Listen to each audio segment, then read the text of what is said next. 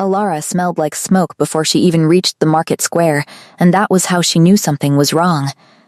She'd been 3 streets away, carrying a bundle of mended shirts back to Mrs. Yoon's shop when the smoke hit her nose, and underneath it, sharper, worse, the metallic tang of fear sweat.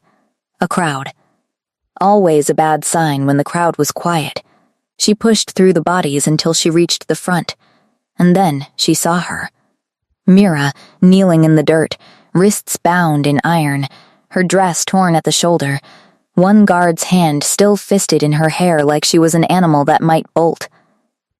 Her little sister, 17 years old, barely more than a child, was kneeling in front of the whole market with her chin trembling and her eyes fixed on some point in the distance, the way you look at things when you're trying very hard not to cry. Mira. The guard turned. Alara didn't care. She was already shoving past him, already had her arms around her sister before anyone could stop her. "What happened?" she breathed. "What did you do?" "What's going on? She stole grain from the royal storehouse," the guard said flatly, like he was reading a shopping list. 3 sacks. Caught red-handed. She wouldn't. Alara started, and then stopped, because Mira was crying now, silently, shoulders shaking, and that told Alara everything the guard hadn't. "I had to," Mira whispered. "Alara, I had to. You were at the shop, and Mother needed the medicine, and there was no money left, none. I checked 3 times, and I thought if I only took a little you could have told me. You already give everything you have. I couldn't ask for more." The guard yanked Mira back up by the arm, and Alara's whole body went cold. "Where are you taking her?" "To the palace. Theft from the crown is a matter for the king himself." A pause, and something almost like pity crossed the guard's face, quickly buried. "Sentencing's tomorrow morning. Alpha King Ronin doesn't tend to be merciful about theft. Not since the famine 2 years back. Made an example of the last 3. Alara didn't ask what the example had been. She'd heard the stories. Everyone had. That night, Alara sat by the single candle in their 1-room house, staring at the wall, doing math that never balanced. There was no money for a lawyer, no connections to any noble house, no favor to call in. There was nothing between her sister and whatever the Alpha King decided except air and bad luck. Their mother, thin and fevered in the corner bed, didn't know yet. Alara hadn't told her. She wasn't sure she could say the words out loud without breaking entirely, and breaking wasn't a luxury she had time for tonight. She thought about the king. Everyone in the kingdom had an image of him, whether they'd seen him or not. Ronin, the alpha who'd taken the throne young and bloody, who'd ended 3 border wars with brutal efficiency, who was said to have a temper that emptied rooms and a face that had made grown men beg. She'd never seen him herself. Didn't want to. Wanted, more than anything, to never be in the same square mile as a man capable of making an example. But her sister was going to stand in front of him in the morning. So, Alara made a decision that felt less like bravery and more like the absence of any other option, and at dawn, she followed the guard's cart to the palace gates. The palace was enormous in a way that made her feel physically like less of a person. Stones stretched up farther than she could comfortably look, and everything gleamed gold trim, polished floors, banners so clean they looked freshly painted. Alara stood in her patched dress at the base of the front steps and felt every seam of her clothing like an accusation. "You can't be here," a guard said, stepping in front of her before she'd taken 3 steps. "My sister's trial is this morning. Mira, the grain theft. Sentencing's not a public event. Girl, go home. Please." She hated how her voice cracked on the word, hated it, but there wasn't time to be proud. "Please, I just need to speak to someone. Anyone, before it happens." The guard's face didn't move. "The king doesn't take petitions from street girls the morning of a sentencing." "Then I'll wait until he's not sentencing anything," Alara said. "I'll wait right here." She sat down on the palace steps. It wasn't defiance, exactly. It was closer to desperation dressed up as stubbornness, because she genuinely had nowhere else to go and nothing else to try. The guard looked deeply unimpressed and clearly hoped she'd get bored and leave. She didn't. The sun rose higher. Servants came and went, throwing her curious looks, occasionally something like pity. One kitchen girl, younger than Alara, slipped her a heel of bread around mid-morning without a word, which nearly undid her more than anything else that day had. By the time the doors opened and a different, more senior-looking guard stepped out, Alara's legs had gone half numb from sitting on cold stone for hours. "You're the one who's been sitting here." Yes, sentencing already happened. Alara's stomach dropped through the floor. What was decided 10 years hard labor in the northern quarries. He said it like it was a mercy, and maybe, by the palace's standards, it was. Alara had heard what happened to people sent to the northern quarries. Almost no one came back the same.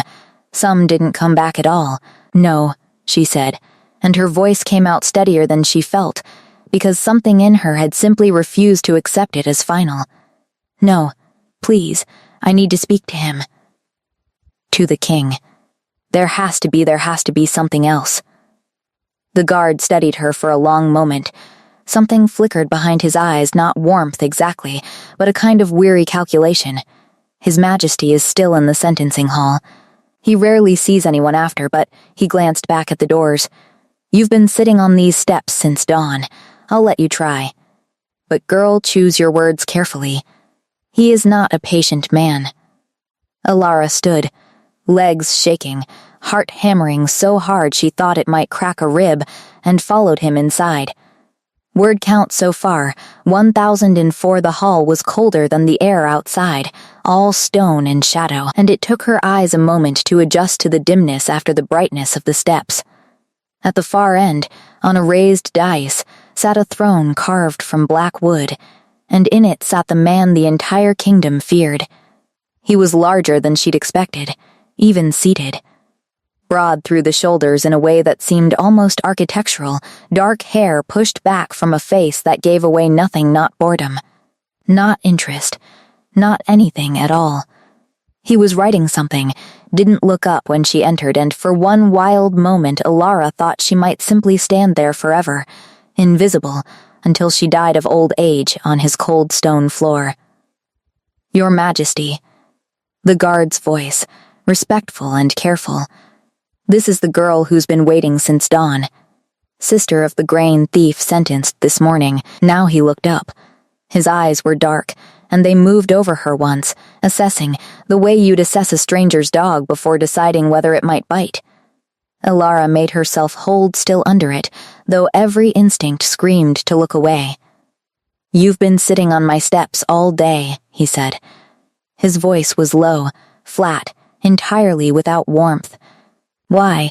Because my sister doesn't deserve 10 years in the quarries for 3 sacks of grain," Alara said, and her voice cracked halfway through, but she kept going anyway. "She stole because our mother is sick and there was no money left for medicine. She's 17. She's never done anything wrong in her life before this. Please, I'm begging you. Take it back. Take the sentence back." Silence. The king regarded her with an expression she couldn't read at all. "Theft from the crown," he said slowly, "carries the sentence it carries regardless of motive. If I forgive every thief who claims a sick mother, I will have a kingdom full of sick mothers by next winter. Then punish me instead," Alara said. The words came out before she'd fully decided to say them, but once they were in the air, she didn't take them back. "I'll take her sentence. Send me to the quarries. Just let her go." Something shifted in his face, not softness, but interest, sharp and sudden, like a blade catching light. "You'd take 10 years of hard labor," he said, "for your sister. Yes, you don't know what you're offering." "I know exactly what I'm offering," Alara said. "I've seen what comes back from the quarries. I'm offering it anyway." The king rose from his throne.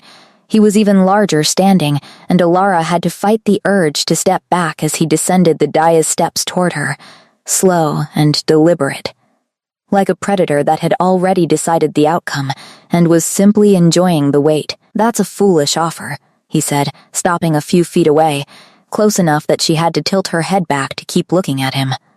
10 years is a long time to regret a decision made out of panic on a palace floor. I won't regret it. You will, he said, almost gently, but that's beside the point, because I'm not going to send you to the quarries either. Hope, sharp and painful, lit through her chest.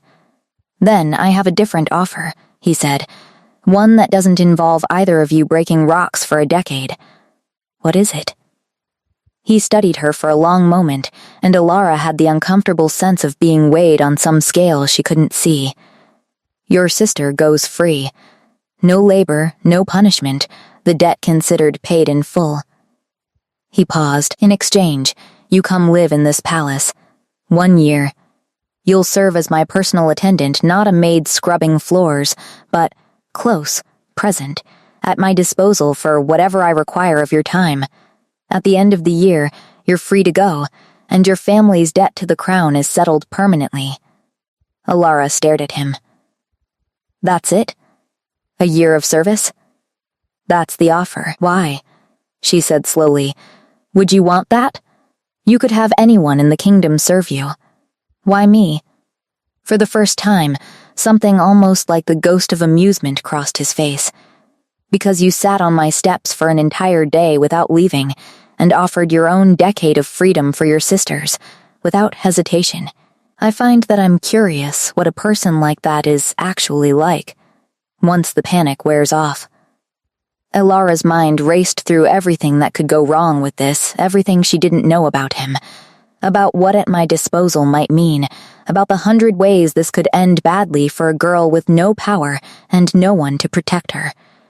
But underneath all of it was one simple fact. It wasn't the quarries. It wasn't a decade. It was 1 year. And her sister would be free by morning. I accept, she said. Mira cried when she found out, but not from relief, not entirely.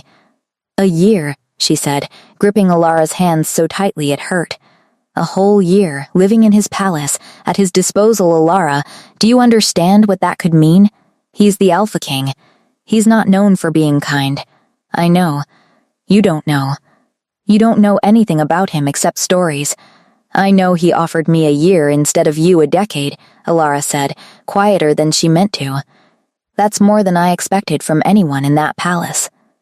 Their mother, weak but lucid enough to understand what was happening, had wept too, though her tears were softer. More resigned, the tears of a woman who had spent her whole life watching her daughters trade pieces of themselves to keep each other alive, and hated that this was simply one more trade in a long line of them. You'll write, her mother said, holding Alara's face in both thin hands. Every week, if they'll let you, and you'll come home the moment the year is done. Promise me. I promise. She packed almost nothing. There was almost nothing to pack, and by the following afternoon, a palace carriage arrived to collect her, plain and unmarked, driven by a man who didn't speak a single word the entire ride. Alara watched her narrow, familiar street disappear behind her and tried not to think too hard about what she was walking into. The palace, up close and from the inside, was even more disorienting than it had been from the steps. Endless corridors, all identical marble and gold trim, servants moving briskly with their eyes down, the occasional noble sweeping past in silk that probably cost more than Alara's family had earned in a decade. She was handed off from one attendant to another, first to be bathed, which felt strange and clinical after a lifetime of cold water from a bucket, then to be dressed in something plain but finely made, dark blue. Nothing like the patched brown dresses she owned. His Majesty will see you before dinner, the attendant told her, tucking a final pin into Alara's hair with brisk efficiency. Try not to be late. He notices. Does he notice everything? The attendant gave her a look that was somewhere between pity and warning. You'll learn. She was led to a study rather than the cold sentencing hall, which somehow felt worse, more personal, more exposed. The king was seated behind a desk covered in papers, and he didn't look up immediately when she entered, the same as before. Sit, he said, without looking up. Alara sat. For a long moment, There was nothing but the scratch of his pen and the strange, heavy silence of a room built for someone far more important than her. She used the time to look at him properly for the first time, not the terrifying rumor of him, but the actual man. Dark hair a little too long, a small scar through one eyebrow. Hands that looked more suited to gripping a sword than a pen, but moved across the page with surprising precision. "You're staring," he said, without looking up. Heat rushed to her face. "Sorry, Your Majesty." "I didn't say stop." He finally set the pen down and looked at her, and there was something assessing in it again, that same weighing quality from the sentencing hall. "You've been given rooms near the East Wing. You'll take your meals with the household staff unless I require otherwise. Your duties will vary correspondence, occasionally accompanying me to functions, whatever I decide I need on a given day. Is that understood?" "Yes, you don't sound certain. I don't know what whatever you decide you need means," Alara admitted. "It's a fairly wide net." Something flickered at the corner of his mouth, not quite a smile, but close enough that she noticed it. "Fair. For tonight, it means dinner. With me. I find dining alone tedious, and my advisors are worse company than silence." "That's it? Dinner? Did you expect something else?" "I didn't know what to expect," she admitted, before she could stop herself. "The stories about you don't usually end with dinner invitations." He actually laughed at that short, surprised, like the sound had escaped before he'd decided to allow it. "No," he agreed. "I suppose they don't." Dinner was, against every expectation Alara had walked in with, almost normal. Not comfortable, exactly. She was too aware of every fork, every unfamiliar dish. The way the king ate with the kind of unconscious precision of someone who'd never once had to worry about running out of food. But he asked questions, actual questions, about her family, her work mending clothes, the neighborhood she'd grown up in, and he listened to the answers like they mattered, which unsettled her more than his silence had. "You mend clothes for a living," he said, turning a piece of bread over in his hands. "That's steady work?" "Steady enough, most months. Winters are harder. People make do with torn things longer when they can't spare the coin. And your mother's illness, how long has that been going on?" 2 years. It comes and goes. "Some months she can work a little, most months she can't." Alara hesitated, then added, "Because it felt strange not to, thank you. For asking. Most people don't." "I asked because I wanted to know," he said simply, like that was obvious, like curiosity about a servant girl's life was the most natural thing in the world for an Alpha King to have. She studied him across the table, the size of him even seated, the careful, controlled way he moved. Like a man permanently braced for something to go wrong. "Can I ask you something?" "You can ask. Why did you actually offer me this deal? You could have let her go to the quarries. Most people in your position would have." He was quiet for a moment, turning his glass slowly in one large hand. "I told you why. I was curious. That's not a whole answer." His eyes lifted to hers, and there was something almost startled in them, like he wasn't used to being pushed on anything. "No," he admitted. "It isn't." He didn't elaborate further, and Alara didn't push, though she noted the way his jaw tightened slightly, the way something guarded slid back over his face like a door closing. Whatever the real reason was, he wasn't ready to give it to a girl he'd known for one day. That night, alone in the unfamiliar room they'd given her larger than her entire home back in the city, with a bed that felt obscenely soft after a lifetime on a thin mattress, Alara lay awake and tried to make sense of the day. Nothing about it matched the stories. The king who'd made examples of thieves, who'd ended wars with brutal efficiency, had spent an hour asking her about mending clothes and her mother's health, and had actually laughed at something she'd said. It didn't make sense. And that, more than anything, made her wary. The days that followed settled into an uneven rhythm. Some mornings she was needed for correspondence, copying letters, organizing his schedule, tasks simple enough that her lack of formal education didn't hinder her much. Other days he barely spoke to her at all, buried in council matters, and she was left to explore the palace grounds under the watchful, disapproving eye of various senior staff who clearly didn't know what to make of a street girl suddenly living among them. The other servants were, at first, wary of her. A few were openly resentful. There was a particular under-housekeeper, a sharp-eyed woman named Greta, who made it clear through 100 small slights that she thought Alara had wormed her way into an easy year through some scheme or another. Personal attendant, Greta said one afternoon, not quite quiet enough to be private, to another maid as Alara passed. Bet I know what kind of attendance she's providing. Alara's face burned, but she said nothing. There was no version of defending herself that wouldn't make things worse, and besides, she wasn't entirely sure Greta was wrong to wonder, even if the wondering stung. She didn't know what she was to the king yet, beyond a bargain struck to save her sister. She tried not to think too hard about what a year of proximity to a man like that might do to her. It was 3 days later that she first felt it something strange, unfamiliar, a kind of pull low in her chest whenever he was near, a warmth that had nothing to do with the summer heat pressing against the palace windows. She noticed it first in the study, copying a letter, when he leaned over her shoulder to correct a line, and the scent of him, something like cedar and rain, hit her so hard she lost her place entirely. "You've written the same word twice," he said, close to her ear.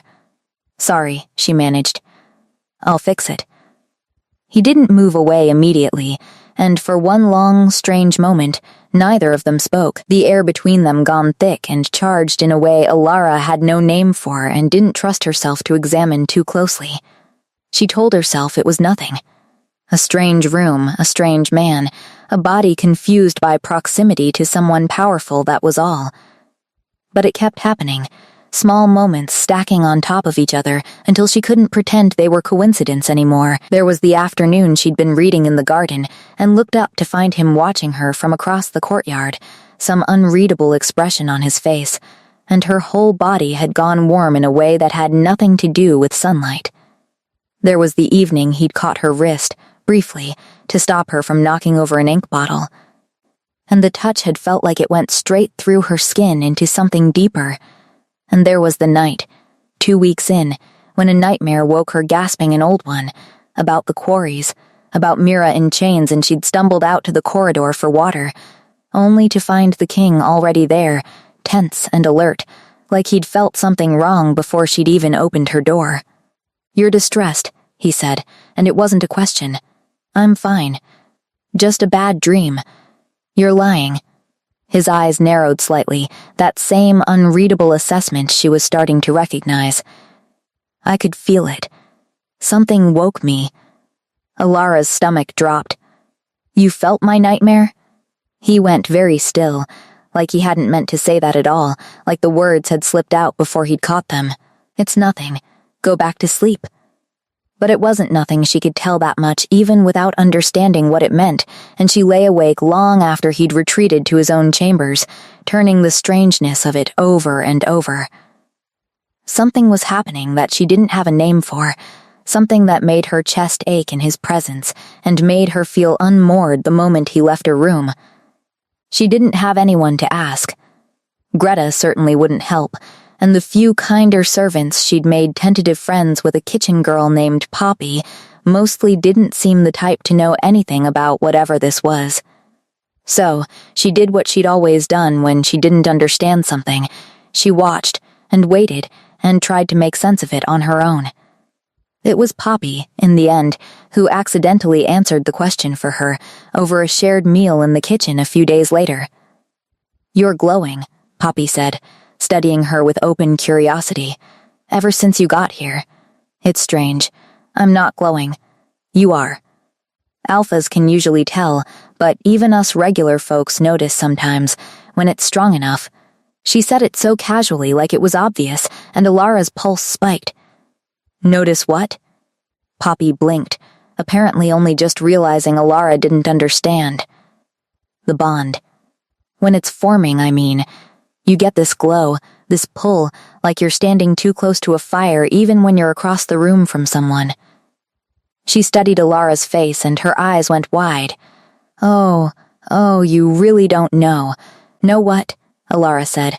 Though some cold, certain part of her already suspected the answer, already understood the strange warmth in her chest, the way his scent had unmade her in the study, the way she'd felt his nightmare alarm through some invisible thread she hadn't known existed.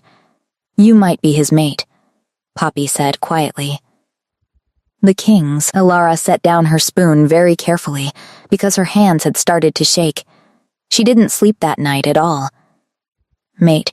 The word turned over and over in her mind, strange and enormous, a concept she'd only ever encountered in stories told by the fireside, the idea that some pairs were bound by something deeper than choice, some invisible thread tying two people together whether they wanted it or not. She'd never imagined it could apply to her. Certainly never imagined it could apply to her and the Alpha King, a man who'd sentenced people to decades of hard labor without blinking. The next morning, she found him in the study earlier than usual, already bent over papers, and she stood in the doorway for a long moment before she managed to make herself speak. "Is it true," she said, "that I might be your mate?" His pen stopped mid-word. He didn't look up immediately, and the silence stretched long enough that she nearly turned and left, certain she'd overstepped some line she didn't know existed. "Who told you that?" "Poppy from the kitchens. She said Alphys can usually tell, and that I've been glowing or whatever the word is since I arrived." He set the pen down slowly. When he finally looked up, his expression was more open than she'd seen it, something almost like relief mixed with dread. "I wasn't going to tell you. Not yet. Not until I understood it myself. So it's true. I've suspected it," he admitted, "since the first night you were here. The scent. The way I could feel your nightmare through the wall. It isn't ordinary for an attendant to have that effect on someone."